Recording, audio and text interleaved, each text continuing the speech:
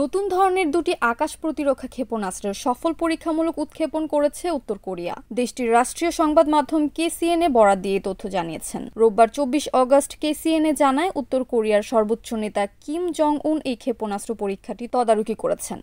শনিবার চালানো এই পরীক্ষায় দেখা গেছে, দুটি উন্নত ক্ষেপণাস্ত্র ব্যবস্থা ভালো যুদ্ধ সক্ষমতা দেখিয়েছে। আগামী সোমবার মার্কিন প্রেসিডেন্ট ডোনাল্ড ট্রাম্প এবং দক্ষিণ কোরিয়ার প্রেসিডেন্ট লি জে মিউং এর মধ্যে বৈঠকের আগে এই নতুন ক্ষেপণাস্ত্র পরীক্ষা চালালো পিয়ংইয়ং। এই উৎক্ষেপণে দেখা গেছে, দুটি ক্ষেপণাস্ত্রের প্রযুক্তিগত বৈশিষ্ট্য বিভিন্ন লক্ষ্যবস্তু ধ্বংসের জন্য অত্যন্ত উপযোগী।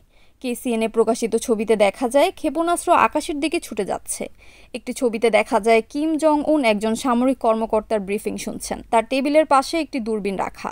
প্রতিবেদনে আরও বলা হয়, কিম প্রতিরক্ষা বিজ্ঞান খাতকে একটি গুরুত্বপূর্ণ কাজ দিয়েছেন, যা আগামী দলীয় বৈঠকের আগে শেষ করতে হবে। সম্প্রতি যুক্তরাষ্ট্র ও দক্ষিণ কোরিয়ার চলমান যৌথ সামরিক মহড়াকে শত্রুতামূলক অভিপ্রায় পারমাণবিক অস্ত্রের মজুদ দ্রুত বাড়ানোর নির্দেশ দিয়েছেন কিম জং উন। কিমের উদ্ধৃতি দিয়ে কেসিএনএ জানায়, যুক্তরাষ্ট্র দক্ষিণ কোরিয়ার তীব্র সামরিক জোট এবং পেশিশক্তির নড়াচড়া যুদ্ধের সূত্রপাত তাদের ইচ্ছার সবচেয়ে স্পষ্ট প্রকাশ। কিম জং বলেন, বিদ্যমান পরিস্থিতির জন্য আমাদের বিদ্যমান সামরিক তত্ত্ব ও অনুশীলনের আমূল এবং দ্রুত পরিবর্তন আনা এবং পারমাণবিকীকরণের দ্রুত সম্প্রসারণ করা প্রয়োজন।